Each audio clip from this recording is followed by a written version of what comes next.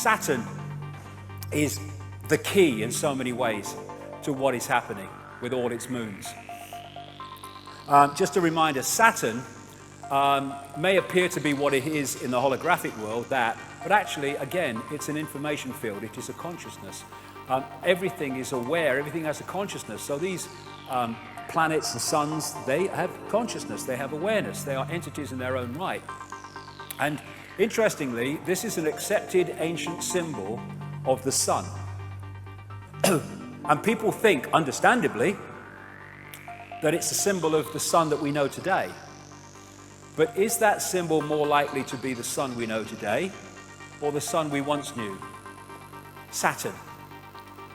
Saturn is the key to understanding so much. It was known as the old sun. It is known in occult as the old sun, the dark sun, and the dark lord, the Lord of the Rings. And the massive penny dropped for me. Whoa, the kaleidoscope moved when I started to realize that at least so many, if not all, the ancient sun gods were not gods of the sun we know today, but of the Saturn sun that was focused on before, because it was in a different position. Saturn has long been symbolized as an eye. There's the eye in Freemasonry. There's the eye of Sauron in the Lord of the Rings, the reptilian eye, the symbol of the negative force.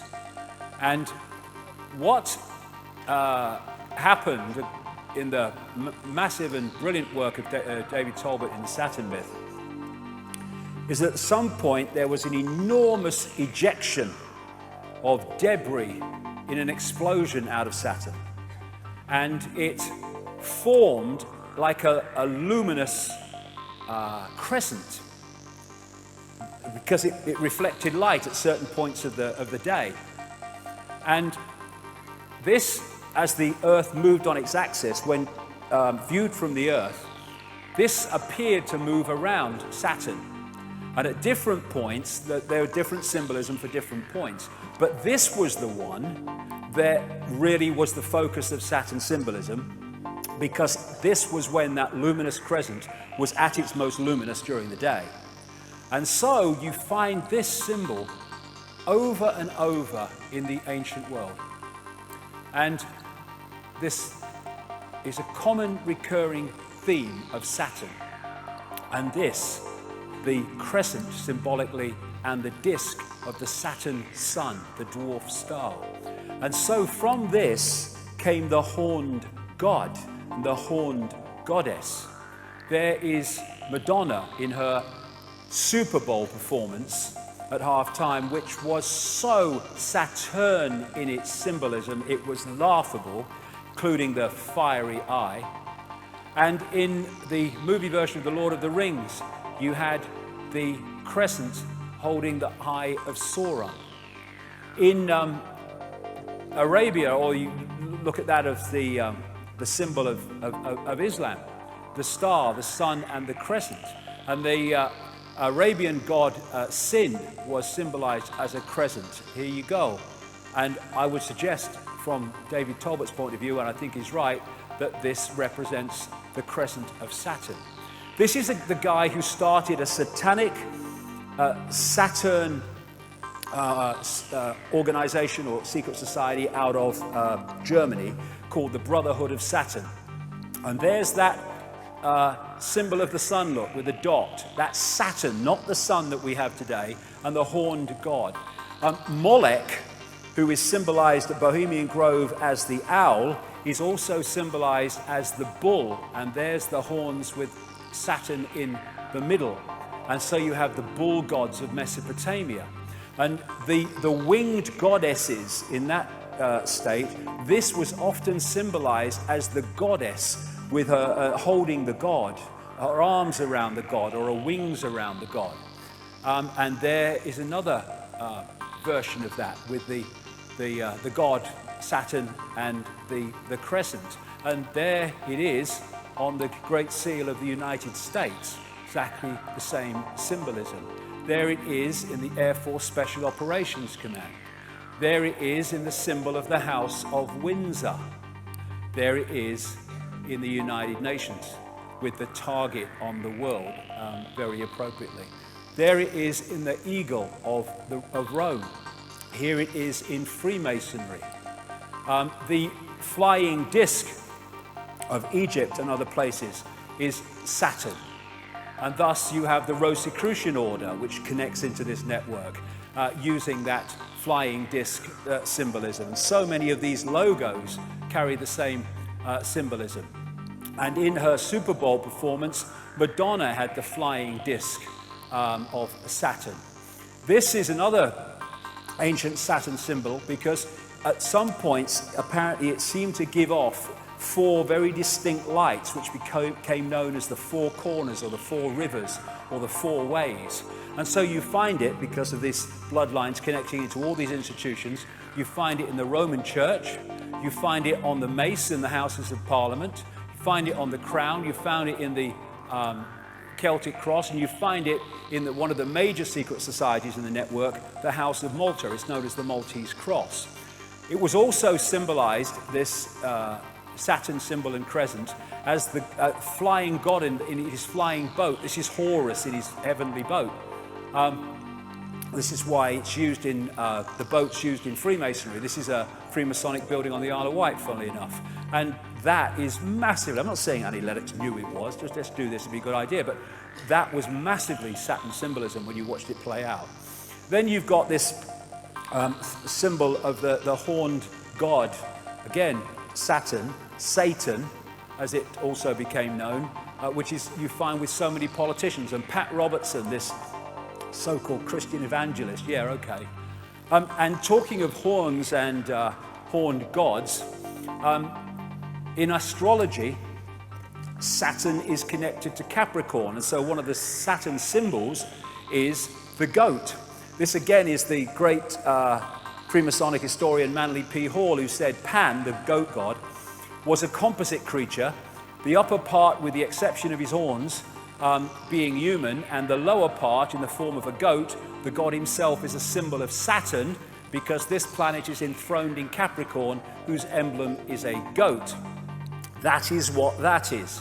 Baphomet, worshipped by Satanists. It's a symbol of Saturn. And I'm going somewhere with this, because I'm going why they're focused on Saturn. So you have Baphomet, you have Beyonce, the wife of Jay-Z, with this big Baphomet ring, which is performing. You have Baphomet-dressed Lady Gaga, Baphomet-dressed Madonna, and you have Baroness Philippine de Rothschild from the wineries in France with a massive Baphomet necklace. And this is from the front cover of the Saturn myth, with the symbolism described of these lights that went off from Saturn at certain points, with the 4 main ones there. And there it is symbolized on one of these ancient tablets. And in St. Peter's Square, that is a mirror of the way that Saturn symbol looks. And there it is on the thing that he has his biscuit in, there, when he's doing his stuff. Now, this is inside the Mother Lodge of Freemasonry in Great Queen Street. Great Queen was the name of the Babylonian goddess, in London. Because, this will become significant in part 3, this crescent holding the sphere also became symbolized as twin pillars. And so you have Saturn, there's the crescent, being held up by the twin pillars. This is in one of the Freemasonic centers of the world in London. Numerologically, digitally, Saturn is number 8, and this has led to symbolism of Saturn in terms of the spider. Thus you have, in Madonna's Super Bowl performance, the winged disc symbolized with a spider in the center. Now this is fascinating. This is called the magic square of Saturn. And it's also, not by coincidence, the magic square of Freemasonry. And it's magic because of this reason. If you go that way, that way, that way, that way, or that way, or that way, all the numbers in the 3 blocks in line add up to 15. And in numerology, you keep adding numbers until they become a single number. And So 15 in numerological terms is 6. So 666, 666 in all directions. And the black and white squares, for reasons I'll have to go into in detail in a book, because there's so much to get through today, also relates to Saturn. And so you have them in Freemasonic temples, black and white squares, and you have them in the major cathedrals, like Westminster Abbey and stuff, because of this connection I'm talking about. Now, this is called the Sigil of Saturn. And they get this symbol by drawing in the magic square of Saturn from 1 to 2, and then to 3, from 4 to 5 to 6, etc. That's how they get it. Now, you turn that straight up, and that's what that is. It's the sigil of Saturn. And this is a major symbol of Saturn going way back, the six-pointed star. It just so happens to be the very symbol from which we get the name Rothschild, one of the major families in this network, because they used to be called Bauer. They lived in Frankfurt in Germany. But they had this red six-pointed star hexagram on the front of their house, and they changed their name to from Bauer to Red Shield in German, Rothschild, red sign or red shield, Rothschild. So they're named after this very symbol. And it was they that created Israel, not on behalf of Jewish people, on behalf of their bloody agenda that treats Jewish people with as much disdain as any of the rest of us. And so you have their symbol on the flag of Israel. They use the six-pointed star so much in law enforcement. This is on a public building in Toronto, right in the center of the six-pointed star. There's the horned god. There's the sheriff and a medal. There is the six-pointed star representing Saturn on an ancient clay depiction. And there it is on Credo Mutwa's 500 to 1,000-year-old Zulu hand symbol. If you do that on the dollar bill, you get the six-pointed star, and those letters make an anagram of Mason, interestingly. Inside the Great Mother Lodge of Freemasonry in Great Queen Street, London, there is the Twin Towers, symbolic of the crescent, and there is Saturn again, the six-pointed star. Now, of course, the Roman Church and Christianity, that is anti-Freemasonry and anti-secret societies because they're naughty, but it's on his bloody fish hat, look, right? They're everywhere because the same force is in control. Here you go, I have a bit more Madonna, there you go. And on the Great Seal of the United States, those 13 stars make up a six-pointed star, not by accident. And therefore, again, we keep coming back to this, all these different areas of society are in the end focused on one thing. Satanism is Saturnism. This is Fritz Springmeier, a long-time researcher into this and symbolism, etc., and Satanism. Saturn is an important key to understanding the long heritage this conspiracy has back to antiquity. The city of Rome was originally known as the Saturnia, or City of Saturn. The Roman Catholic Church retains much of Saturn worship in its ritual. Saturn also relates to Lucifer. In various occult dictionaries, Saturn is associated with evil. And this is the remains of the Temple of Saturn in Rome. And just next to this is this place called Capitoline Hill now, but before that called Mons Saturnus, the Hill of Saturn. And this is a very symbolically important place to the bloodlines. And this whole thing about the skull and bones, Capitoline Hill comes from caput, meaning dead, because they're supposed to have found a human skull there, and they call it caput, Capitoline Hill. That's why we say kaput when something's dead. And you have the theme in Christianity of Golgotha and Calvary, the place of the skull, hill of the skull. And Capitoline Hill became Capitol Hill when the bloodlines moved in on America. Now, the northern pole of Saturn is a permanent storm which takes the form of a hexagon. And this has been found by the Cassini spacecraft, and I think the Voyager one before that in the early 80s.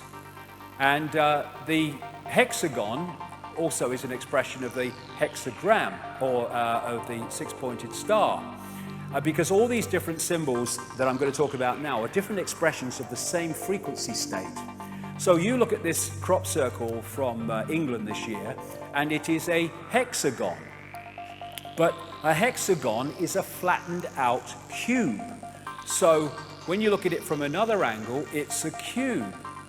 Well, it just so happens that an ancient symbol of Saturn is the cube, especially the black cube. And I would suggest that's what they are. The Kaaba, the focus of worship in Islam, Kaaba means cube. The tefillin, the cube on the head in Judaism. And when people go to worship around the Kaaba, they're told to pray in concentric circles. Remind you of anything? And they're told to walk around it, and their energy can be drawn. And if you focus on something that represents Saturn, Saturn is where the energy goes. In Judaism, they have Solomon's temple. Every syllable of Solomon means the sun. And the Holy of Holies in the so-called Solomon's temple was supposed to be a cube. They talk in Revelation about the New Jerusalem in cube terms. There's these massive cubes that they use. This is outside the one of the banks near Wall Street, near where the protests are. And you see these black cubes and cubes like used by Apple and stuff. Saturn symbolism. In Doctor Who, they had this recent one where the Earth was invaded by black cubes. Star Trek, you had the Borg, who were these cyborg-like, exactly as the are described by the Gnostics of the Archons, and they used to move around in these cubes. If you geometrically represent the cross, then it is a flattened out cube. When you look at the depictions of these people, not Lady Gaga, but others, these religious leaders with the halo, well, that comes from Saturn as well, that halo when that luminous crescent was in that position. Astrologically, that's the symbol of Saturn.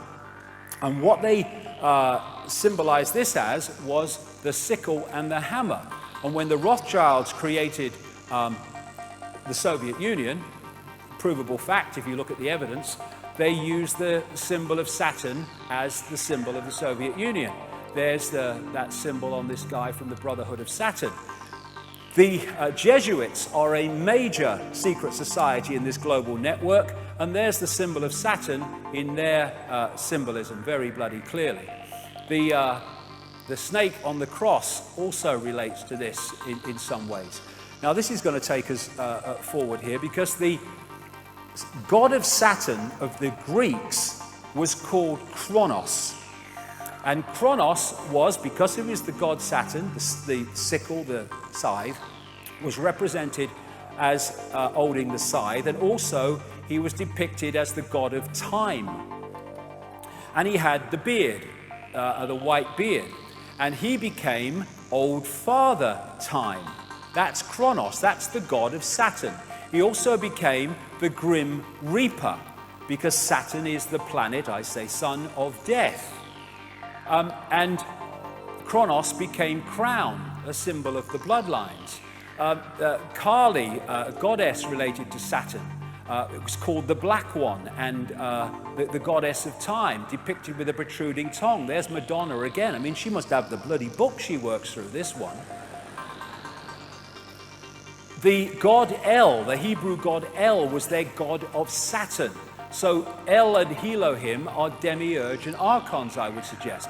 So we have archangels, Michael, Gabriel, Uriel, Raphael, another name for Jesus, Emmanuel. We have the Gospels, Chapel, elders, elevated to the priesthood, elections where pawns are elected to serve the elite. We have Isis, Ra, El, all names relating to Saturn.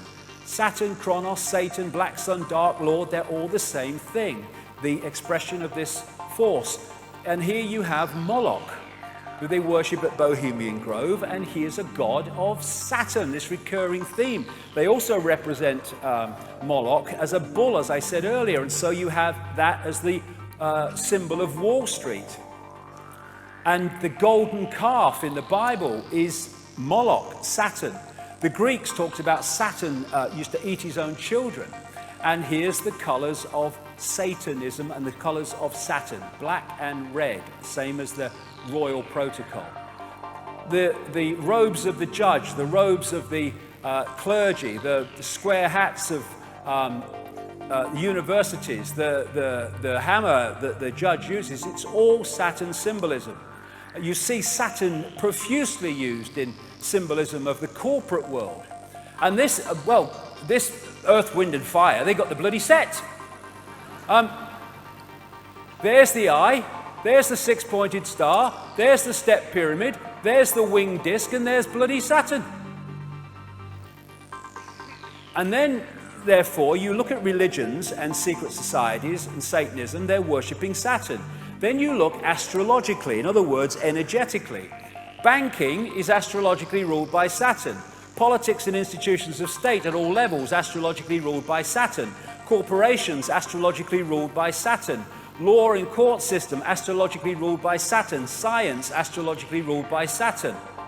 Saturn worship, Satan worship. And it's interesting that you have the god of Saturn, Kronos, with the beard, and and all these bloody religions, they have bloody beards.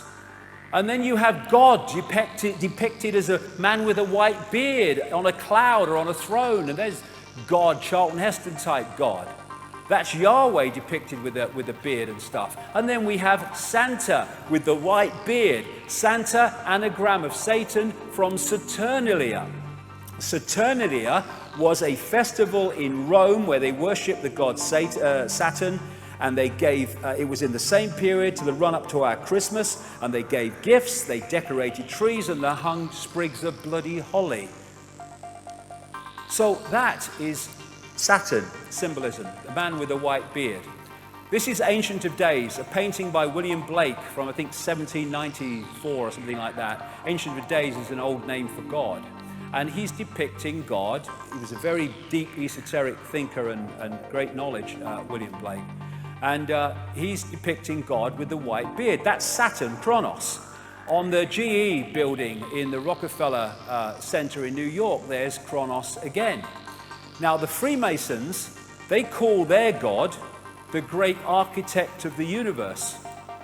The demiurge was known by the Gnostics as the great architect of the universe, which brings us to the white-bearded architect of the Matrix, the Matrix movie series.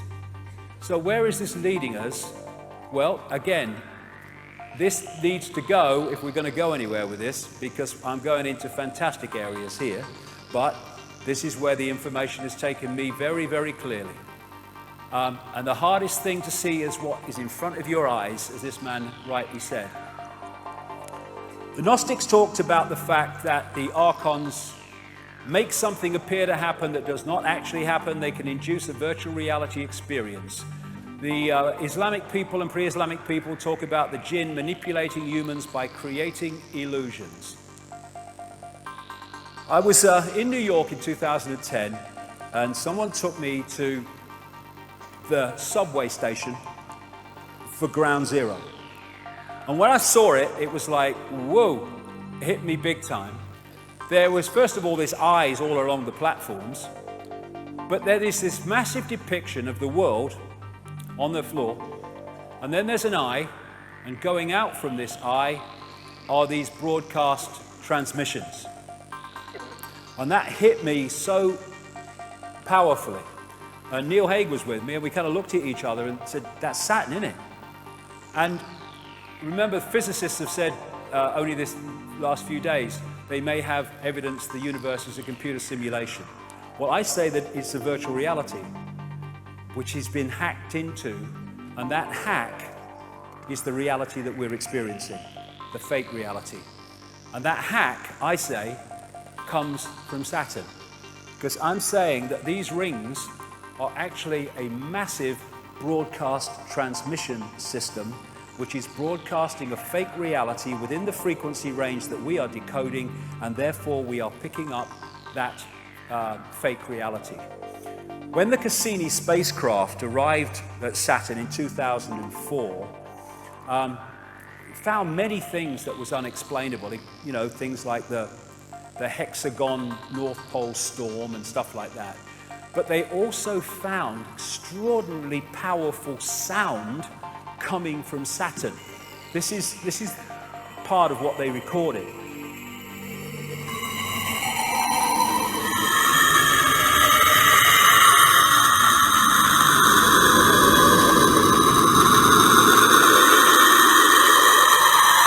Nice, man. And I got sent this by a sound engineer, works in sound engineering for a living, and it's one of the rings of Saturn, and he said, I see that every day. That's bloody sound. They're sound waves. And this is in cymatics, this is a six-pointed star. And of course we have the hexagon going round and round and round at Saturn's north pole. This is a standing wave created by sound, rings. This is at the south pole of Saturn, and it's a permanent ice storm. This is a standing wave created by sound. And these are symbols created by sound, like cymatics. And a certain frequency created this perfect six-pointed star with the hexagon in the middle and the hexagon there. Therefore, the sound creates the frequency, creates the symbol, and in the same way, the symbol represents the sound and the frequency.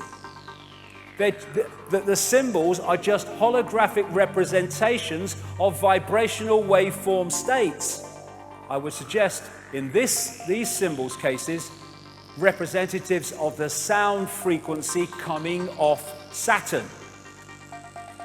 Same with all these symbols and numerological manipulations. The sound and the symbol are different expressions of the same thing. Thus, if we, in the holographic realm, are constantly bombarded with these symbols, it is on an energetic level feeding us the frequency field of what they represent. And Saturn, when described pre-cataclysmic, didn't have rings. So where'd they come from? Well, maybe it had rings, but it weren't rings we could see. You can see them now. Well, this guy, Norman Bergeron, has he's in his 90s now, I think. He has a long, long history in space research, technological research, going way back. And his life changed when he started studying the pictures that came back from the Voyager 1 and 2 space expeditions to Saturn. They arrived in 1980-81. Because when he studied them, he realized there was something very strange about Saturn's rings. And he said this in his book, The Ringmakers of Saturn. Several years ago, a number of folks in the astrology and astronomy and physics world began theorizing that these rings had to be much younger than the universe, perhaps only about 100 million years old. But one pair of pictures shows a change in 5 minutes. An impression is conveyed that the latest reported measurements purport to be the true ones, when in reality, all might quite nearly be correct at the time of observation. General reluctance to accept variable ring system geometry occurs because of apparent failure to identify a physical mechanism suitable for producing recurrent change. In other words, classic mainstream science, if we can't explain it, we'll kid ourselves it doesn't exist. And he also found these in the pictures coming back from Voyager, and the Cassini ones found them too. And he calls them electromagnetic vehicles, and they are massive. Some of them several times bigger than the Earth. But again, we need to move our sense of perception. In terms of size representation, this is the Earth against the size of Saturn. We're not talking the same perception of big in terms of outside of the Earth. And here are some of the other pictures of these electromagnetic vehicles picked up by these NASA craft. Why aren't they all in the papers being talked about? You'd think, what the hell is this? No, nothing. Thanks to Bergeron, we've seen their existence. This is the Hubble Telescope. Let's pick one of them up. Look at the size of the bloody thing. And here's a few Cassini spacecraft pictures, still pictures put together. What the hell is that? Exactly what Bergeron was describing from Voyager. And this is the other thing. He found pictures of stuff spewing out of these electromagnetic vehicles into the rings of Saturn and bloody making them or extending them. And what is said to be in the rings of Saturn, I guess thus that's why we can see them, is like ice and stuff. I think, and I would suggest that eventually they will realize that there is a crystal substance being put into those rings that has a dramatic impact on their ability to transmit information. In 2009, NASA released this picture, which is a ring around Saturn, which is from 3.7 million miles out to 7.4 million, and that ring could encompass 1 billion Earths. I suggest that there are rings that we can see, but there are sound rings that we can't see that are coming out across, and we're picking them up. They make something appear to happen that does not actually happen. They can induce a virtual reality experience. The Saturn matrix, as I call it, is a frequency band, which we are decoding as a fake reality. And I suggest, my view, we will find that the edge of that frequency band is what we call the speed of light. And beyond it, you go out of the matrix. And when all the genetic tinkering that the ancients talked about went on, the human form was being manipulated to be tuned in to receive and transmit within the frequency band of this Saturn broadcast, and pulling people from a heart state beyond the matrix into a emotional point of interaction massively in the matrix was a major way of tuning us into this fake reality. We talk about people who don't think for themselves as being in the box. Maybe we ought to say that they're in the queue. And they want to shut the heart down, and they have to so many people, because it takes us beyond the bounds of time and space, beyond the matrix, because I suggest that what we call time as we decode it is in this matrix transmission. I'll whip through this quickly because I've talked about this in my books at great length, and I've talked about this at Under London Talks. But I say the moon is a construct or a part construct. This is a book called Who Built the Moon by Christopher Knight and Alan Butler. It's absolutely brilliant in the way that it puts the case for the moon not being real in terms of a natural body. But interestingly, what they find in that book is the mathematics and geometry between the sun, the moon, and the earth are fantastic in terms of their synchronicity, and it does not apply in any way to the rest of the solar system. And the Gnostic writings found in Nag Hammadi in 1945, 1,600 years old or more, say that this is a separate system operating within the Archon system of the inorganic universe. They say in the book, the authors, the maths involved in the Earth, Moon, Sun system is nothing less than staggering. And that the moon has been put there with the accuracy of the proverbial Swiss watchmaker. So when viewed from the Earth, it's the size of the sun at an eclipse. The BBC did a program, Do We Really Need the Moon? And it said the moon is now in a perfect position to sustain life on Earth in its effect on the Earth, but it's just a coincidence. I think not. We only see the near side of the moon. We don't see the far side of the moon. And the authors say in that book, the moon is bigger than it should be, apparently older than it should be, much lighter in mass than it should be. It occupies an unlikely orbit and is so extraordinary that all existing explanations for its presence are fraught with difficulties, and none of them could be considered remotely watertight. The mainstream theory is that the Earth was hit by a Mars-type planet when it was forming, and a chunk came off and became the moon, called the whack theory. That didn't pan out, so they came up with a double whack theory, where it was hit by the planet, it went away and gave it another smack, and then it became the moon. Now, of course, it doesn't pan out because it's nonsense. They don't know. Why don't they just say it's not a bad thing we don't know? There's lots of things we don't know. The best explanation for the moon is observational error. The moon doesn't exist, said this scientist at the Smithsonian Center for Astrophysics. It's easier to explain the non-existence of the moon than its existence, blah, blah, blah. It goes on. And you know, I'll go through this because I don't want to run over too much time. I'll just mention a few things about the moon. These two scientists from the Soviet Academy of Sciences wrote a detailed article in 1970 headed, "Is the Moon the Creation of an Alien Intelligence?" And they explained in scientific terms why the moon cannot be a natural body, and in doing so explained all the anomalies that, if it is a natural body, cannot be explained. This guy, Sergeant Wolf, talked at the National Press Club a few years ago and told of his experiences on the inside at NASA, where he saw things like alien bases on the moon and stuff like that. And there's all these towers and strange phenomenon, like this blue light called blue gem or blue dome that they can't explain on the moon. And these artifacts on the moon that clearly are not natural. Look at that one. What the bloody hell is that?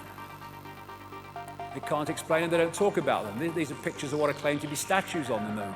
There's so much we don't know. In symbolic terms, maybe in a bit more than that, the moon is a bit like the Death Star of this big-time insider George Lucas, in the sense that it's actually some kind of technological construct. And it's my view, as I've said before in previous books, that what the moon is doing, in its present use anyway, is taking this Saturn broadcast and acting as an amplifier to fire it at the Earth, so we get it in massively increased power and therefore effect. It's acting a bit like a dish transmitting information which we're picking up and decoding into a fake reality. Now, 9 months after I'd written that in a book called The Human Race Get Off Your Knees, someone sent me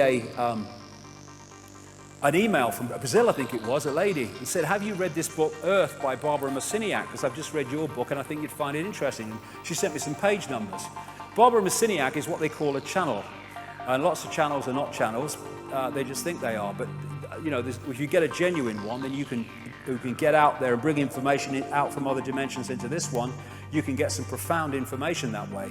And she's done a lot of great stuff, Barbara Marciniak. I've met her a few times. Anyway, I hadn't read Earth. I'd read the first book that she wrote, but not Earth. Anyway, I sent for it. I went through the page numbers, and I'm like, whoa, this is 9 months after I've said this stuff in Human Race Get Off Your Knees. And this was a channeled book, and this is what was in the book. 1996, I think this came out. The moon is a very powerful electromagnetic computer. The energy from the moon has been beaming electromagnetic frequencies onto the Earth for eons now to maintain the two-stranded DNA. The moon is a satellite that was constructed. It was anchored outside Earth's atmosphere as a mediating and monitoring device, a supercomputer or eye in the sky. Earth must be owned by those who dwell there. However, it is not. You have outside gods, creator energies, who prevent you as a species from having free reign with your kundalini. That's the energy of awakening, in effect.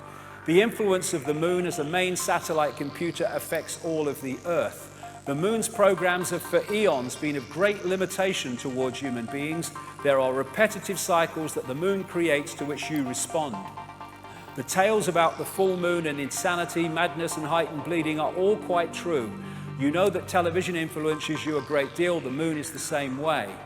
And astrologically, just as a very quick aside, when that great rearrangement happened, of course, astrologically, everything changed as well in terms of the influence of the astrological energies upon the human perception, because suddenly all these bodies are in different positions to where they were before.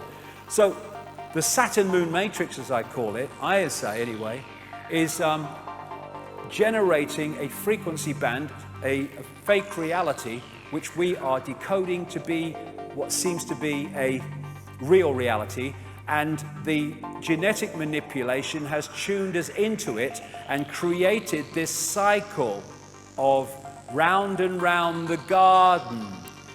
It's coming, it's coming, it's coming, as the guy said in the video. And Neil Haig has this concept of moonopoly, or Saturn moonopoly. And it goes like this. You get up in the morning and you have your breakfast and then you go to work. And then you have your lunch, sandwich normally, and then I go to work and then I go home and then I have my tea and then I watch a bit of telly and then I go to bed.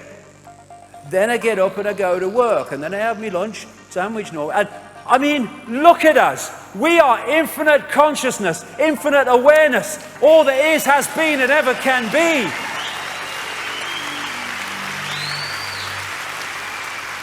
Is that all we are capable of? No. But we are locked into these cycles to which we respond. No response. See it as you couldn't see it before. An end to work, buy, consume, die. That's what that is. And this matrix creates a firewall that holds us from seeing further into the energy field and holds us in this tiny frequency band we call visible light. What they've done is taken the universal energy field, the universal construct, and they have hijacked, hacked into it, and they're feeding a fake reality to us from within that construct. And therefore it's goal. Oh, my life's in a terrible state. I'm just making adjustments to my life. Oh, life's great. And they're all freaking illusions. We're like in this wall. You know those scientists that have been suggesting in the last few days that the universe might be a computer simulation? They actually said, like a prisoner in a pitch black cell, we may never be able to see the walls of our prison. Why? Because they are vibrational walls, and I suggest that they are the speed of light. Which is not the fastest speed. Sorry, Einstein, mate. It's pedestrian. We're talking all possibility, darling. And so when we look into the night sky, are we seeing what's real, or are we seeing a projection? I've talked in I think it was my last book and the one before that. I had a profound experience as a little boy when I was first taken to the London Planetarium, when I looked and saw the night sky on the roof of the planetarium, and it looked so bloody real. And it hit me, and it's never left me, that actually when I look at the night sky, that ain't actually what I'm looking at. Firewall. All that we see or seem is just a dream within a bigger dream. Is this the real life? Is this just fantasy? Caught in the landslide, no escape from reality. Open your eyes, look at the skies and see. Is it a sky? Or is it a projection? And so, when we come to the Matrix, and this scene in the Matrix, I call it the Saturn Moon Matrix, maybe connected to other things we don't know yet. This is so real, and so the world we live in. If you add two words, the Saturn Moon Matrix is everywhere. It is all around us, even now in this very room. You can see it when you look out your window, or you turn on your television. You can feel it when you go to work, when you go to church, when you pay your taxes. It is the world that has been pulled over your eyes to blind you from the truth. What truth? That you are a slave, Neil. Like everyone else, you were born into bondage, born into a prison that you cannot smell or taste or touch. A prison for your mind. Archon world. We live in an Archon world. I'm going to bring this down now before we have a break. I'll bring this down into the world that we live in now. This guy, a great cosmologist who knew far more than he was saying or was allowed to say, Carl Sagan, he wrote a book, The Dragons of Eden, in which he talked about the fundamental importance of understanding the reptilian impact of reptilian genetics on human behavior. Because the reptilian brain fundamentally affects human behavior. And I suggest that before the genetic tinkering, either that wasn't there or was nothing like as powerful as it is now. And I came across these books after I was a long way down the line. I came across these books by Carlos Castaneda, in which he was quoting a Central American shaman called Don Juan Matus.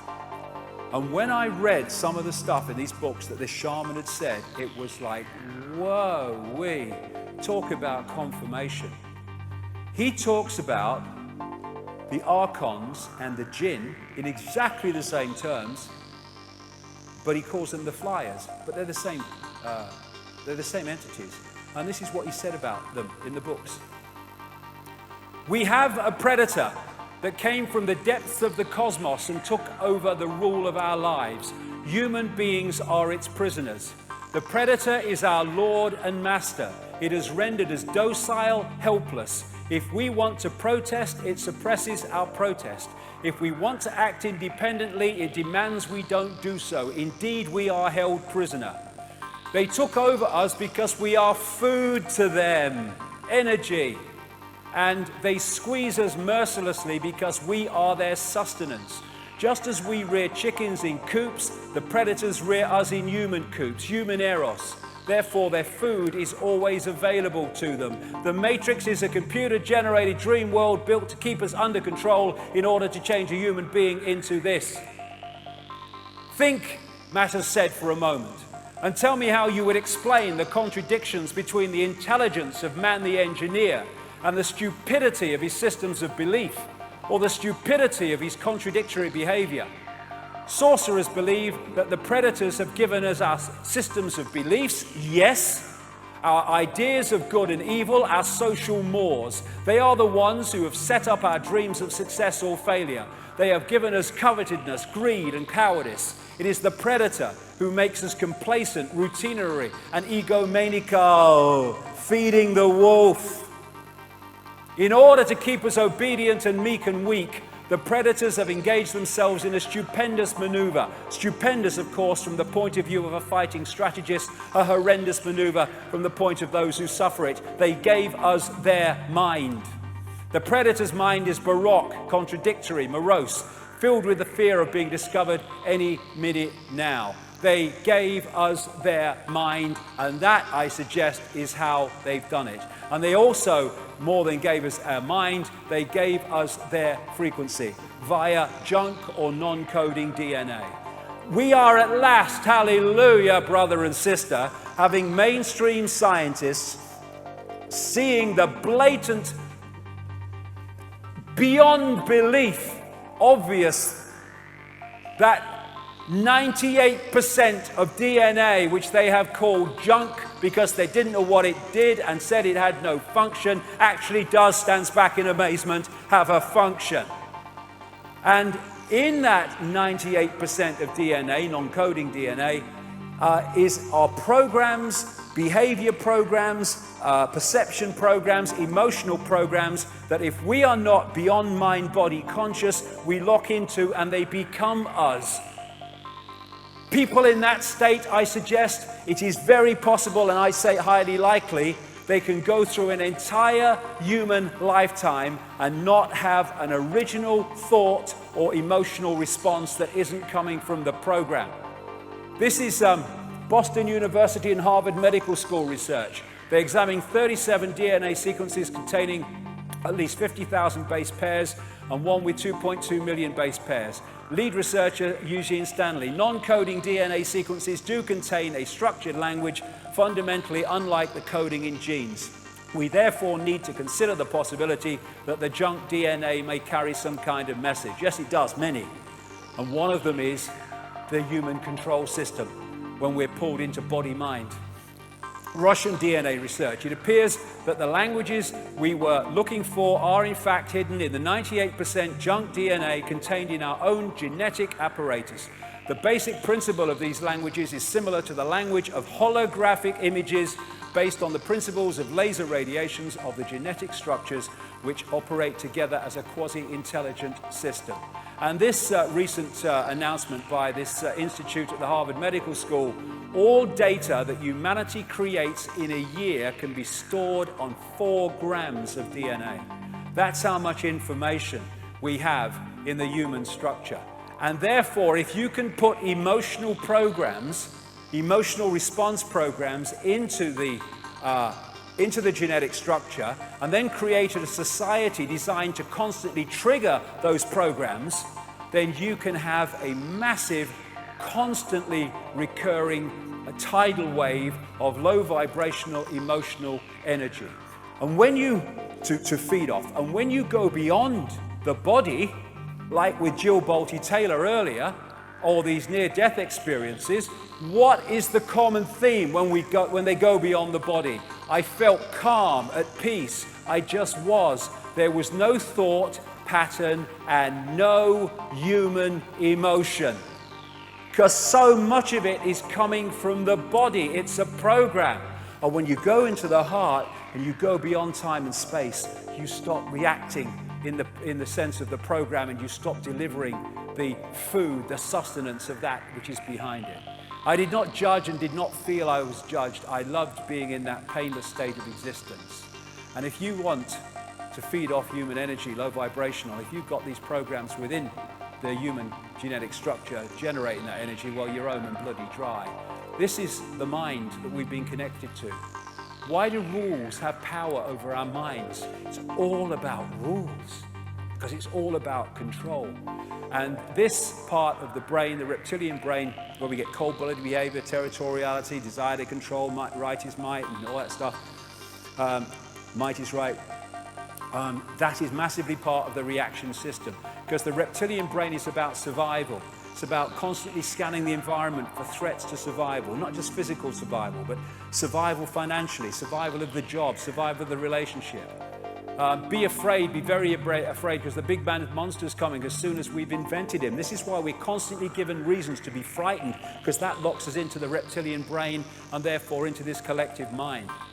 And Don Juan Matters said, I know that even now, though you never have suffered hunger, you have food anxiety, which is none other than the anxiety of the predator who fears that at any moment now its maneuver is going to be uncovered and food is going to be denied. Through the mind, which after all is their mind, the predators inject into the lives of human beings whatever is convenient for them, and they ensure in this manner a degree of security to act as a buffer against their fear. Sorcerers of ancient Mexico reasoned that man must have been a complete being at one point, with stupendous insights, feats of awareness that are mythological legends nowadays. Absolutely. And then everything seems to disappear, and we have now a sedated man. What I'm saying is that what we have against us is not a simple predator. He's very smart and organized. It follows a methodical system to render us useless. Man, the magical being that he is destined to be, yes, and she, is no longer magical. He's an average piece of meat. There are no more dreams for man than the dreams of an animal who is being raised to be a piece of meat, trite, conventional, imbecilic. Control of perception. And if you look at the Avatar movie, it is so symbolic, because you had the Heart Society, and it was taken over. This connected society of greater awareness was taken over by this left brain, merciless, heartless invasion by symbolically Earth troops with their technology and all that stuff. And you even had the symbolism of these invaders infiltrating the Blue People Society by operating inside an outer shell of blue people so that they didn't know that they were being infiltrated.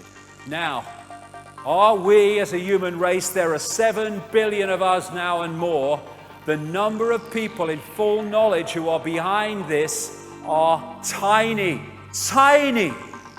And they can only do it by dividing and ruling us. Are we going to stand up, come together and face this, or look the other bloody way and go on walking into a level of enslavement that would make George Orwell bloody wince? As Martin Luther King said, a man can't ride your back unless it's bent. Freedom is the sure possession of those alone who have the courage to defend it.